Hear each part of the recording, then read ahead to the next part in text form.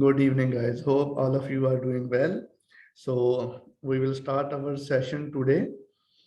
And one element, which is element 4 in our PowerPoint presentation, which is already shared with you guys, that is remaining, and in book it's merged with the element 3. So today we will go through, we study by our book. The topics are very less. There are not more topics. The main is the risk assessment and how it's implemented, how it's developed, what are the key steps in developing a risk assessment. So I will share my screen and we will continue this one today. You can see my screen now. Yes, sir. Okay, fine. So we have risk here. What is the definition of risk? The likelihood that a hazard will cause harm in a combination with the severity of injury, damage, or loss that might foreseeably occur. Any hazard, any likelihood which is possible because of any hazard. Like we know that hazard means anything who have potential to cause harm, that is a hazard.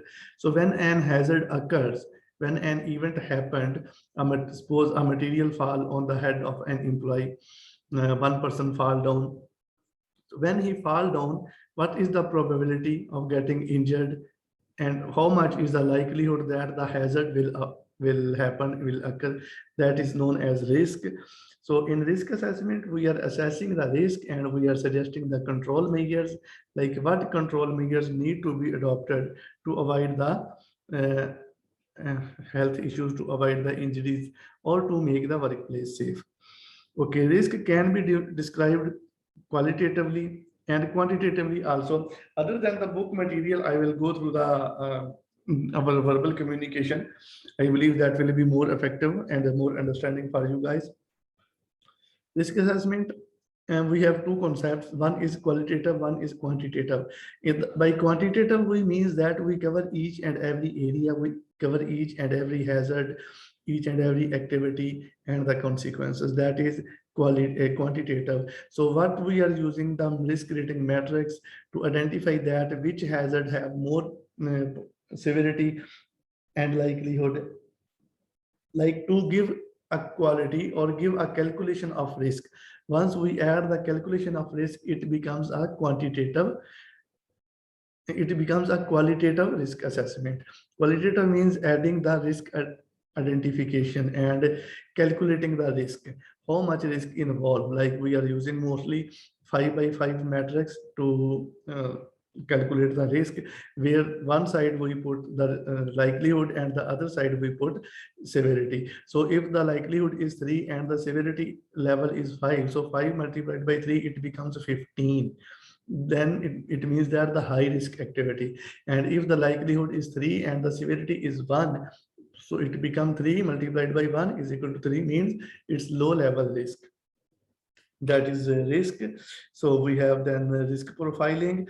Risk profiling, the process used at a strategic level to recognize the range of risk that threaten an organization along with the likelihood and probably impacts of those risks.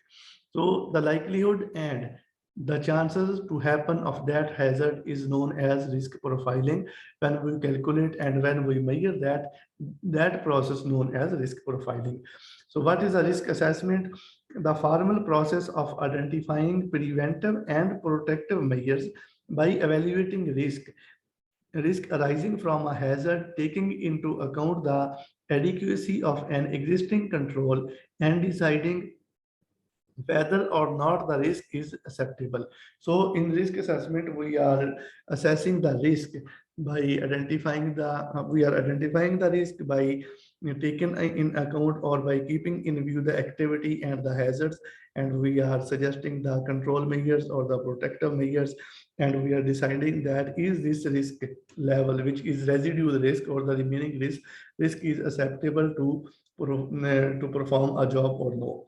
So risk profiling, we have discussed. The risk profiling process is identify health and safety threats faced by an organization. What are the health and safety threats are present on workplace. What are the problems or the hazards we are facing? That is a part of risk profiling, one step. And the second is identify the health and safety impact. Then we need to check the impact on business of that that accidents or the safety impact of that on the business. Like if this happened, how much we will face economically, how much the business will go in loss or go in trouble because of these safety hazards. And then identify how these threats can be controlled, like what control measures we need to apply on the workplace so that we can save the organization, we can save the business. And then identify the likelihood of each threat occurring. Once a threat occurring, what is the likelihood, like how much probability is there of an event happening, of happening an incident or accident, or how much probability is that this hazard will occur.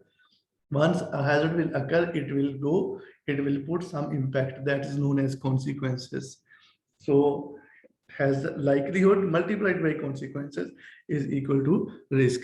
So identify the priority of each threat. As we already mentioned, once we are writing a report, we are prioritizing the observations, we are prioritizing the issues, like which issue or the which observation need to be fixed immediately, which need to be fixed within 4 hours, which need to be fixed in 1 day, and which need to be fixed in 1 week or 1 month, as per the condition and as per the nature of that observation. So here we have the purpose of risk assessment, why we develop a risk assessment. Risk assessment is often a legal requirement. For example, in Britain and Europe, there is a statutory duty on employers to carry out and record general risk assessment for all work activities. Yeah, this is a legal requirement that the employer must carry out the risk assessment for all the activities on the site to keep the employees in a safe condition or to save the environment of the area. This is the purpose, like a control measure, and to provide a safe workplace, to provide a safe work environment. And here we have the example from other countries, like the fire risk assessment required under regulatory reform, fire safety order 2005. Okay, specific health and safety law often requires some sort of specific risk assessment carried out. These specific risk assessments focus solely on the type or category hazard covered by the legislation. So whatever is required legally, this is required by OSAS or ISO, and it's also required by internally, like here in UAE or in Saudi Arabia. There is a different local laws in Pakistan, in other countries as well. There is a different local laws which ensure that the health and safety to be given adequate priority, and all the activities need to be calculated, and all the activities need to have a risk assessment. And so why we need a suitable and sufficient. Suitable means it exactly fit on the task. It's not like suppose the work is lifting at height and the risk assessment is not matching and it's not covering all the requirements, then it will not be a suitable or sufficient. So here we have top focus: suitable and sufficient risk assessment should identify the significant risk arising out of work by the activity which we are performing. What are the risks or the hazards, and from what are the risk from that hazard is arising at the workplace. It must be identified that in a risk assessment, identify all the persons who could be at risk. Yeah, who are the peoples, which group of the people is on risk, it must be identified in the risk assessment. Evaluate the effectiveness. Yeah, what are the control measures, and it need to be evaluated that are they effective or no. And enable the employer to identify and prioritize. Also, it must give the priority. It must identify the priorities, that which actions need to be done immediately or as per the time scale. This must be there, and there must be a procedure to review the risk assessment if they are appropriate or the required targets are not getting achieved, or still the workplace is not in safe condition, then it need to be reviewed.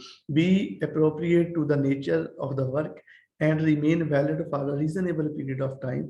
In other words, the assessment should be proportionate to the risk on the workplace. Yeah, this is very true and understood, that it must be according to the work on the site. So how we develop a risk assessment? We have 5 steps for risk assessment. Just keep in your mind word IDERR.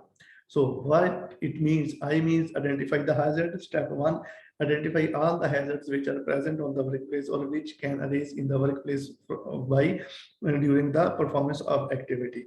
Then identify who might be harmed, decide who will harm, decide who might harm, like which peoples who are on risk or who are potentially get hurt by this activity, the group of the peoples. Okay, like the people who are directly working, the people who are working around, the people like visitors who are visiting the area, they are on risk, they are under the risk. Then evaluate the risk and decide on precautions. Then we need to evaluate the risk. As I mentioned, that we need to calculate, like if this hazard occurs, what will be the consequences. So we need to evaluate the risk and then need to suggest the control measures to control that risk or to eliminate that risk or to reduce the likelihood and severity from that particular risk. So record the significant findings and implement them. Yeah, and the fourth step is record all the findings, what we observe on the workplace, record all the findings and record them properly and then implement the control measures. And the last step, review, update as necessary. Then we need to review time to time, like periodically as a legal requirement, yearly review. And if there is a change in technology, if there is a change in manpower, if there is a change in ownership, if there is a change in legal compliances or the legal orders by legal authorities, then it need to be reviewed and updated as required. So here we have the steps in brief. The first step of risk assessment, safety hazard, like example, work at height, stacked material, moving vehicle, whatever the activities. There, these are the activities, and from there we need to find the identify the hazards. What are the hazards? And then we need to check that. Okay, and we need to check that who get harm from these and what control measures we have and what more control measures we need. Then we need to record it and implement. And then the last step is review of the risk assessment. So here we have information sources, like how we get information. We get information two types, internal and external. Internal is accident records, ill health, medical records, safety committee meetings, audit investigation.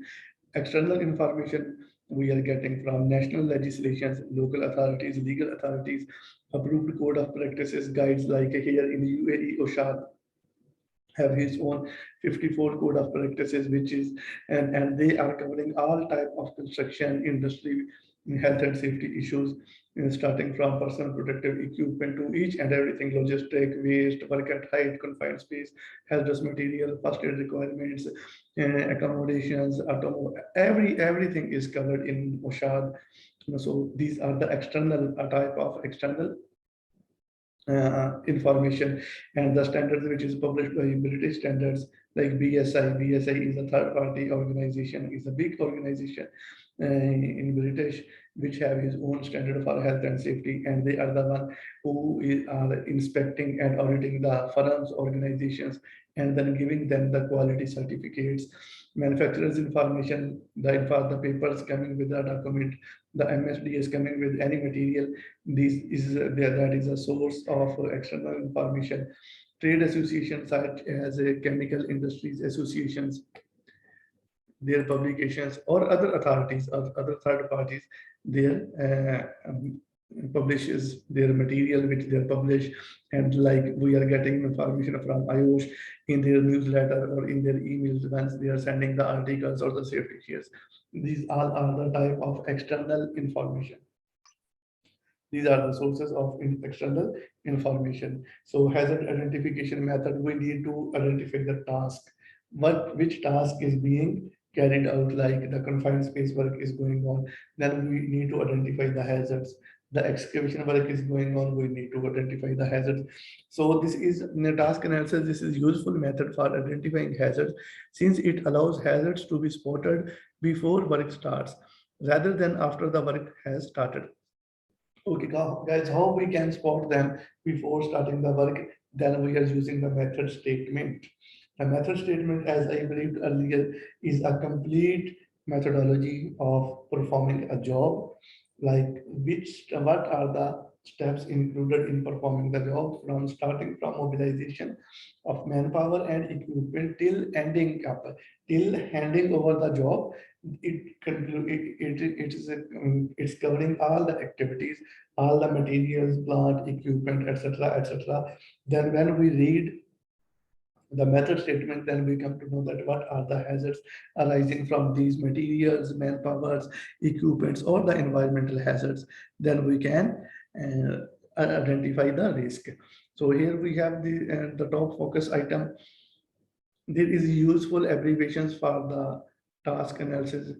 SEDM. Okay. The whole SEDM is abbreviation. Select the task, record the step or stages of the task, evaluate the risk associated with each step, then develop the safe working method, implement the safe working method, and the last one, monitor to ensure it is effective. This is just SREDIM, freedom. Just keep this word in mind, same as I tell you, keep in your mind IDERR, and then you will keep it, you can memorize easily the risk assessment, the method or the steps involved in the risk assessment. So what is legislation? Legislation, as we already discussed, legislation means the legal authorities, legal framework or legal orders which are present on our place in any country. The local authorities like OSHA or ADNOC or Aramco or whatever the standards we are following, these are the legal requirements or in the federal laws of the different countries. And the laws are international and local laws also need to be need to be taken in account while developing a risk assessment. And manufacturers information, when any plant, equipment, machinery or whatever is coming from the manufacturer, they are giving a detailed information like how to handle, how to store, which type of environment is suitable for this equipment in case of emergency, what to do, what action will be taken if there is an emergency situation during the handling or storing the material or the equipment they have provided. So incident data, internal accident and near miss data can be useful in identifying the hazards. The main limitation there is that a hazard may be very significant but may not yet have caused harm in the organization and may therefore go unnoticed. Yeah, there is a chance that there is a very high potential risk or the hazard, but it's still a hazard. It doesn't cause harm to anyone. Then maybe people can tolerate it. Maybe they misunderstand the risk involved in that one. So step two is identify the people at risk who may be harmed. Decide who may be harmed or identify who may be harmed. These are the people who are on risk during an activity, workers, operators who are directly involved in the job. They are directly in the risk, like working at height or using a step ladder to reach work at height. So maybe he fall down, or maybe he during an excavation work, maybe the excavation collapse. So who may be harmed directly? The people, the team, the workers, or a group who are working directly to perform the job. They are on the direct, they are under direct risk. Then maintenance staff, cleaning staff, other office staff, contractors, visitors, member of the public, by mistake they enter in the work area. They all are the people, they are the group of the people who are under the risk during performing an activity. Step three is evaluate the risk and decide on precautions. Then we have to evaluate. How to evaluate? We need to check the likelihood, severity, and risk rating. What is risk rating? Likelihood, severity, I already explained. Likelihood is the chances or the probability of a hazard occurs, like this material fall down and then it hit an employee's head, or it fall down on the foot of an employee. So the severity is maybe it get a minor puncture, maybe it get a serious injury, maybe it can lead to a fracture. That is the severity. And risk rating, once we multiply the likelihood and the risk and the severity, we get the risk rating. Like 5 by 5 is equal to 25. So risk rating is 25. The 5 is the likelihood and the 5 is the severity. Then means it will lead to 25. The extreme risk. In risk rating matrix, it is counted in 5 by 5 risk rating matrix. It's concluded as extreme risk. So here, while some hazards create risk to safety, immediate physical injury may hazard create risk to health. For example, many chemicals create health risk. The health risk may be acute or chronic. Here we have two terms, acute and chronic. So this is important as a point of exam also. So just read it, memorize it, and make yourself clear on this one. Acute health effects are short-term effects often experienced immediately after exposure to hazard. For example, exposure to high level of carbon monoxide gas will cause immediate unconsciousness followed by death within few minutes. Chronic health effects are long-term effects. These often occurs as a result of routine exposure to the hazard. For example, noise-induced hearing loss can occur as a result of frequent exposure to excessively loud noise over months or years. Guys, the chronic effects which affect the human's body slowly, like some people are working in a factory where there is a large level, high level noise is being created. They didn't get their threshold shift or they didn't get some hearing problems immediately, but slowly, maybe after 1 month, after 1 year, or after 10 years, once they leave the job, they become habitual to hear loud. Then they cannot understand the slow voice. So they need to hear for hearing. They need high level of noise or high level of voice. That is known as chronic disease. Or like some people keep breathing some low low pressure gases or a very small amount of gases. They keep breathing, or same dust. They keep inhaling the dust from the work environment slowly, and it becomes a problem in their lungs later on, maybe after a year or 2 or 3 or 5. That is known as chronic. Acute means the immediate effects.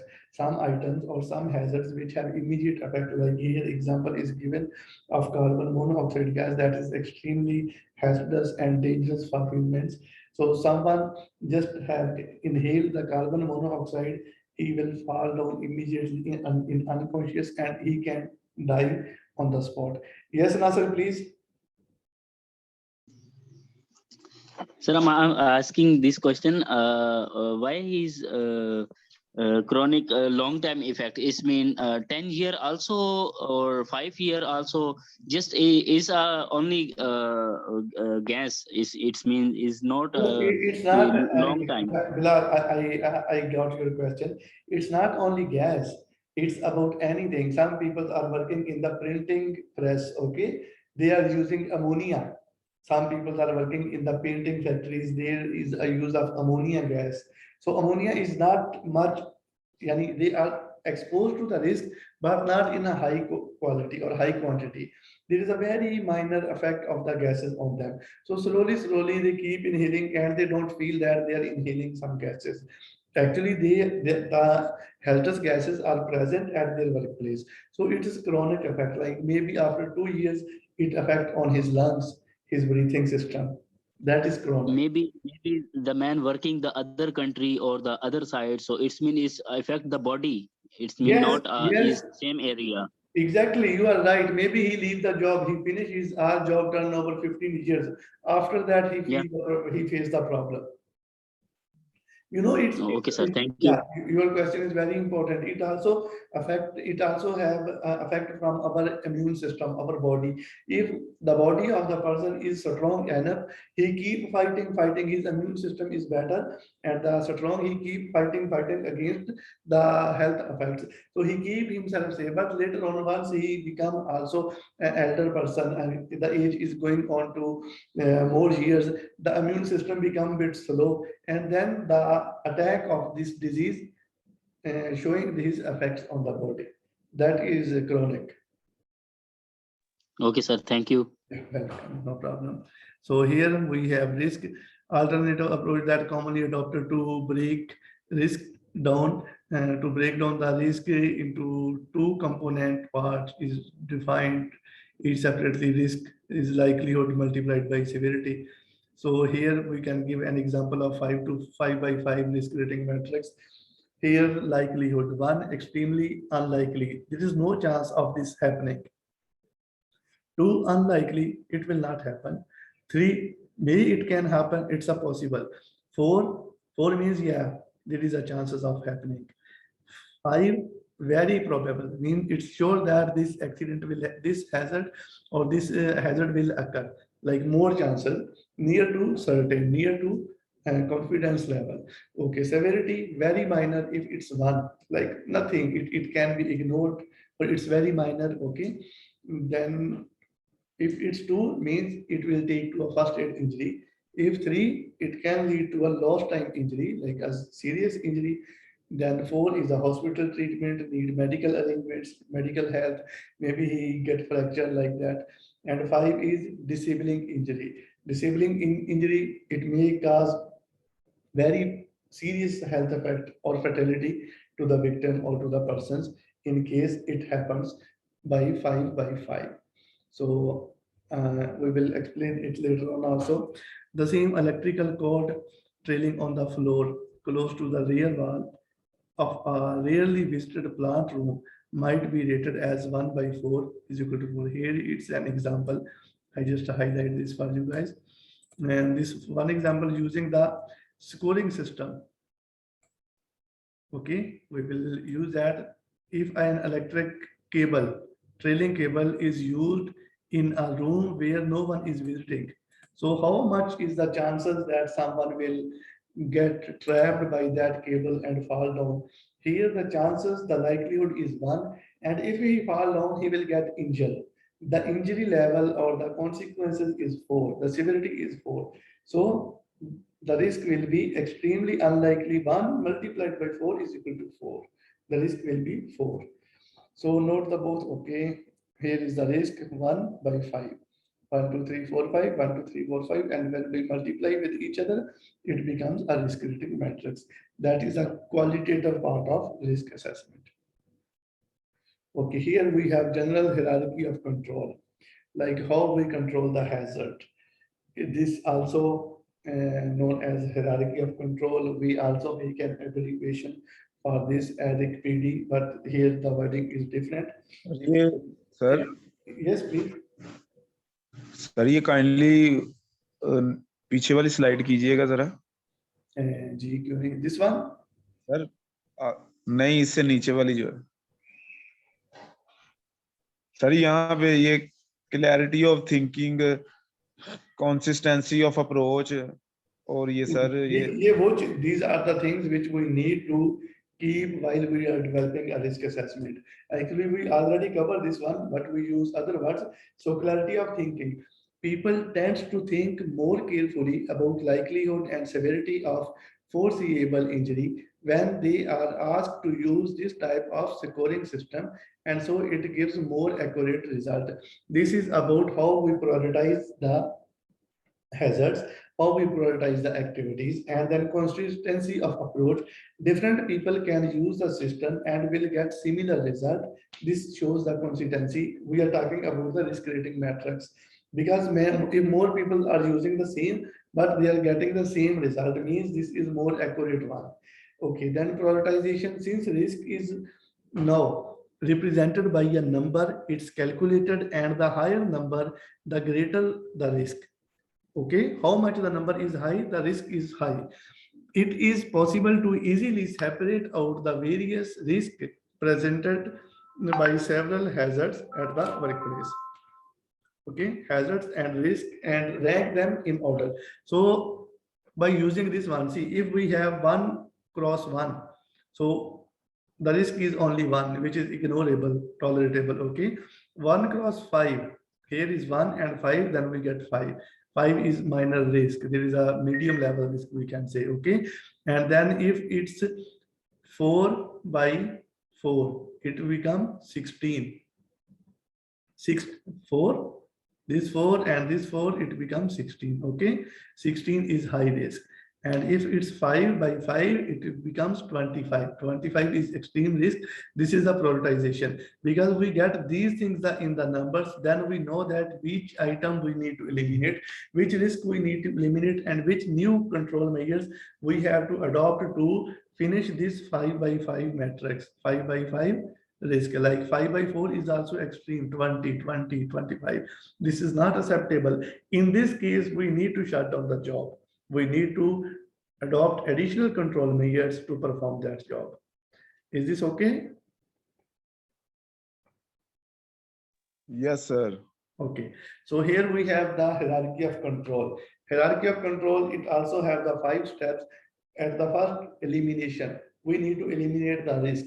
For example, finish the risk from the gross root, like we need to fix something in the roof, okay, or in the ceiling of a room. So instead of working at height, instead of using a ladder or something else, what we need to do, bring down that part on the ground floor, on the ground, fix it, and then refix it by some crane or some other means, like eliminate it. Okay, other thing, we are facing the noise problem while we are using an electric generator. How to eliminate? Keep the generator away from the area or dump the noise in such a way, use some type of silencer or use some type of sheets to eliminate that. We are not going to hear anything from the generator. That is a type of elimination. Or just remove the generator from the workplace. Use some other means of electric, like we can use battery. That is an example of elimination. Then we have substitution. Substitution means we substitute the process.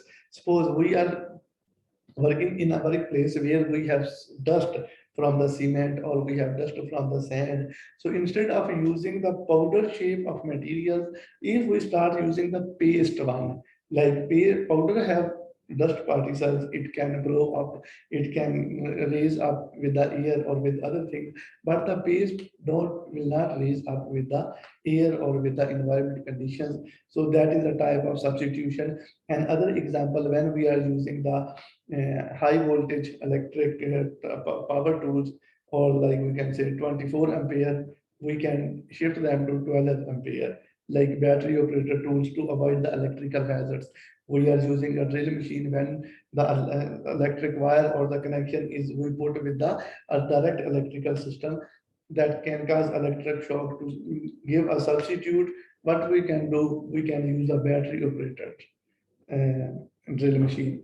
And then this is a substitution. Engineering control, the using of mechanical aid. People are lifting the heavy material and putting them in the stacks, in the racks, and they are getting injured, they are getting ill health, sickness, they are getting backbone injuries. So instead of that, we can use some other type of mechanical aid. We can use a chain pulley, we can use a forklifter, or we can use a conveyor to transport the heavy items from one place to other place. That is known as engineering control. Administrative controls are being developed by the administration team. How it helps, like changing the job rotation, giving more work breaks, giving the job to the persons who are already having experience in the same task, identifying the people with good health, checking, inspecting, and ensuring the health surveillance of the employees. That is known as administrative control. PPE is the last resort. Why we keep consider it last? Because it cannot eliminate the hazard. It's not a substitute. It's a control measure which only save the person who is wearing. That's why PPE is the last resort of protection. So here the elimination, you can go through this one. This book is already shared with you guys. Substitution, engineering control, isolation of the total enclosure, isolate the area. Like as we give example of the lifting operation, is the lifting operation is going on to keep the other people safe and to keep them away from the dangerous area or danger area, or under to keep them away from the work zone or the lifting zone, provide an isolation, provide a type of medication so that nobody can enter until he is not authorized to enter in the area. Segregation or separation. Segregation means providing a separate way, like in case of transportation, where there is a vehicle and a pedestrian movement is going on. We can provide separate pathways, separate areas. That is known as engineering control. That is a type of engineering controls which we are using on the workplace. So administrative control, safe system of work, reduce exposure means work giving more break time, reduce time of exposure, giving them less time. Yes, Asad.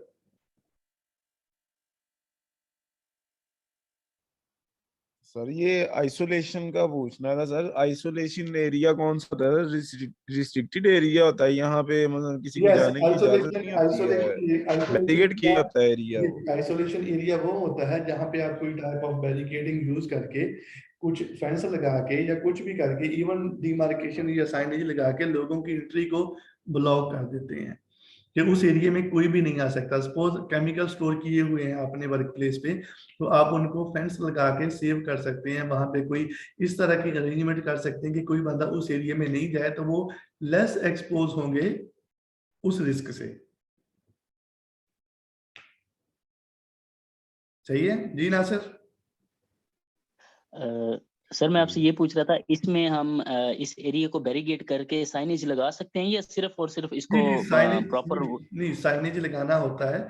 Signage लगा होगा तो आने वाले को पता चल जाएगा कि यहाँ पे ये हैजर्ड है और मेरी एंट्री यहाँ पे अलाउड नहीं है। यहाँ पर सिर्फ वही लोग जा सकेंगे जो अप्रोप्रिएट जो ऑथराइज्ड होंगे जी, जो ऑथराइज्ड होंगे उसके लिए। सो ये अपने पास होता है engineering control. And administrative control में क्या होता है, उनकी job time, job rotation, supervision ज्यादा कर दी जाए, more signages to be provided, more information and training provided to the employees. That is type of administrative control. And the PP here, this is the type of administrative ये supervision बताइएगा क्या? supervision